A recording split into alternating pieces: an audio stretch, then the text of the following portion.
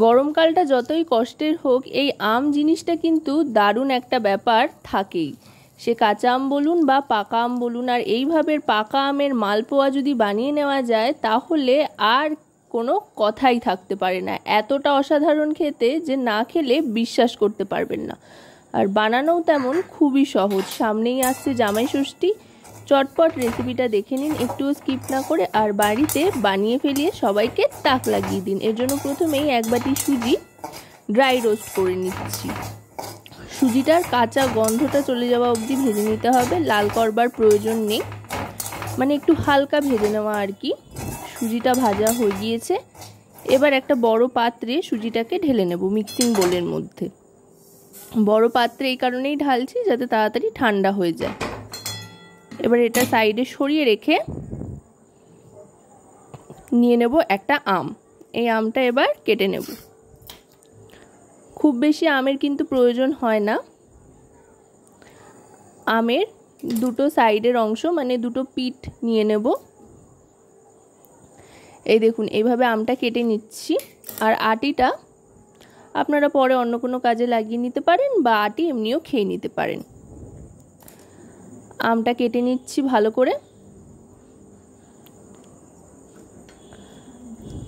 এবার আমের থেকে খোসাটা বাদ দিয়ে পাল্পটা তুলে নেব। আমের পাল্পটা এইভাবে কেটে নিলে কিন্তু অনেক বেশি সুবিধা হয়।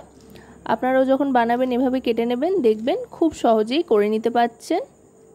এবার একটা চামচের সাহায্যে আমের অংশগুলো মানে পাল্পের অংশগুলো তুলে নেব।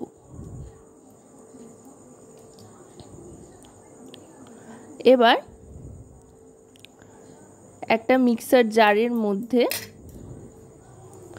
প্রথমে যে সুজিটা ভেজে নিয়েছিলাম হালকা একটু, সেটা গুঁড়িয়ে নেব। সুজিটা মিহি হয়ে যাবে তাতে করে অনেকটা, এতে করে কিন্তু মালপোয়ার স্বাদটা অনেক গুণ বেড়ে যাবে আর ব্যাটারটা খুব স্মুথ হবে। আগে কিন্তু অবশ্যই সুজিটাই এখানে পেস্ট করে নেবেন। এবার সুজিটা আবার ঢেলে নিলাম, ঢেলে নিয়ে ওই মিক্সার জারের মধ্যে এবার আমের একটা পিউরি তৈরি করে নেব। এবার এটা আবার সরিয়ে রেখে রাখছি। এবার এর মধ্যে প্রথমেই মিশিয়ে নিচ্ছি ময়দা। সুজি আর ময়দা কিন্তু সমপরিমাণেই যাবে, যতটা সুজি নিয়েছিলাম ততটাই ময়দা নিচ্ছি। এবার এর মধ্যে নিয়ে নেব হাফ চামচেরও কম গোলমরিচ গুঁড়ো। একবার এভাবে গোলমরিচ গুঁড়ো দিয়ে মালপোয়া বানিয়ে দেখবেন, মিষ্টির সাথে গোলমরিচ গুঁড়োর কম্বিনেশনটা কিন্তু দারুণ যায়। আর এরপর দিয়ে দেবো এতে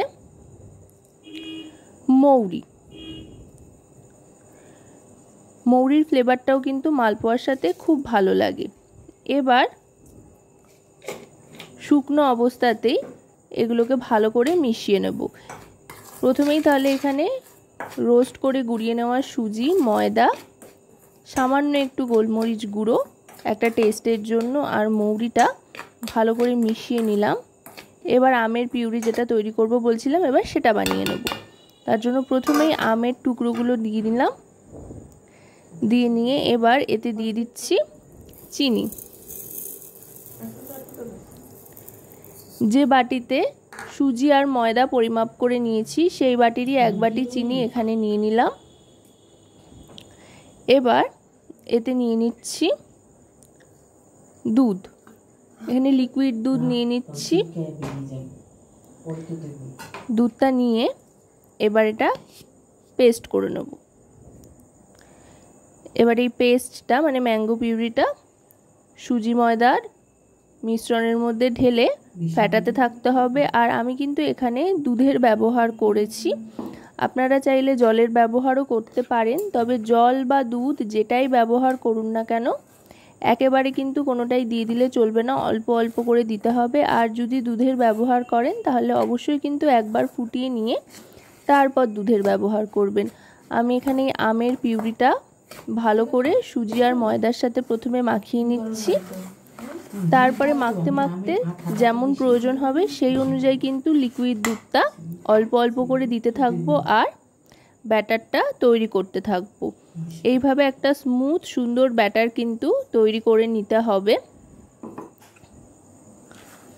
খানিকটা দুধ আমি এখানে নিয়ে নিলাম, নিয়ে এবার এটাকে আস্তে আস্তে মেশাতে থাকছি। আর ম্যাঙ্গো পিউরিটা তৈরির সময় যদি এক আধটা আম একটু গোটা থাকে, আমের টুকরো, তাতে কোনো সমস্যা নেই, এটা পরে বেশ মুখে পড়লে ভালোই লাগবে খেতে। এবার আস্তে আস্তে একটা মিশ্রণ তৈরি করে নিচ্ছি। আর হ্যাঁ, এই মিশ্রণটা তৈরি করে কিন্তু খুব বেশিক্ষণ অপেক্ষা করা যাবে না।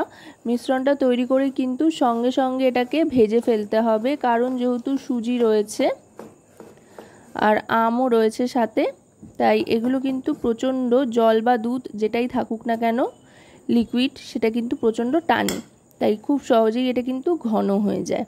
তাই এটা কিন্তু ব্যাটারটা তৈরি করে একেবারেই অপেক্ষা করা যাবে না। ব্যাটারটা তৈরি করার পরই সঙ্গে সঙ্গে কড়াইতে সাদা তেল দিয়ে দিচ্ছি গরম করতে, আর তার সাথে দিয়ে দিচ্ছি 2 চামচ মতো ঘি। ঘিটা এই কারণেই দিচ্ছি, এতে করে খুব সুন্দর একটা ফ্লেভার আসবে। আপনারা চাইলে ঘিটা অ্যাভয়েড করতে পারেন, তবে ফ্লেভারের জন্য আমি এখানে দিলাম। এবার তেলটা ভালো করে গরম করে নিয়ে গ্যাসের ফ্লেমটা লোতে রেখে ব্যাটারটা অল্প অল্প করে দিয়ে দেবো। 1 হাতা করে ব্যাটার দিচ্ছি এখানে। তেলটা গরম হলে অবশ্যই কিন্তু গ্যাসের ফ্লেমটা লোতে করে দিয়ে তারপরে ব্যাটারটা দিয়ে মালপোয়া ভাজতে থাকতে হবে, তাতে করে মালপোয়াগুলো কিন্তু দেখতে খুব সুন্দর হবে, মালপোয়ার খুব সুন্দর একটা আকৃতি আসবে। আর গ্যাসের ফ্লেমটা যদি হাইতেই থাকে তাহলে কিন্তু মালপোয়ার আকৃতি খুব একটা সুন্দর হবে না। খেতে যদিও এতে খুব একটা কিছু হেরফের হয় না স্বাদের, কিন্তু দেখারও তো একটা বিষয় রয়েছে, সেই জন্য একটু সাবধানে গ্যাসের ফ্লেমটা লোতে রেখে ব্যাটারটা দিয়ে আস্তে আস্তে তারপরে মালপোয়াটা ভাজা আরম্ভ হলে গ্যাসের ফ্লেমটা একটু একটু করে বাড়িয়ে সুন্দর করে দুপিঠটা লালচে রং আসা পর্যন্ত ভেজে নিতে হবে। গরম গরম খেলে এটা কিন্তু দারুণ সুন্দর মুচমুচে একটা ফ্লেভার দেয়, আর ঠান্ডা হয়ে যাওয়ার পর খেলেও কিন্তু অসাধারণ লাগে। ভেতরটা একদম নরম তুলতুলে, আর ওপরে খুব সুন্দর একটা ক্রিস্পি ভাব কিন্তু তখনও থাকে, এভাবে যদি আপনারা মালপোয়াটা ভেজে নেন। দেখুন দেখতে কতটা সুন্দর হয়েছে। আশা করব রেসিপিটি আপনাদের ভালো লাগবে। ভালো লাগলে অবশ্যই রান্নাবাটি চ্যানেলটিকে সাবস্ক্রাইব করে লাইক, শেয়ার, কমেন্টের মাধ্যমে আমাদের পাশে থাকবেন, আর পাশে থাকা বেল আইকনটি অন করে দেবেন সবার আগে সমস্ত রকম নতুন রান্নার নোটিফিকেশান পাওয়ার জন্য, কারণ আপনাদের নিয়ে, আপনাদের জন্যই কিন্তু আমাদের চ্যানেল রান্নাবাটি। দেখুন কত সুন্দর দেখতে লাগছে মালপোয়াটা। এবার আমি সার্ভ করে দিচ্ছি। গরম গরম খান কিংবা রুম টেম্পারেচারে এনে খান, যেভাবেই খান খেতে কিন্তু অসাধারণ লাগে। তো রেসিপিটা কেমন লাগলো অবশ্যই কিন্তু জানাবেন।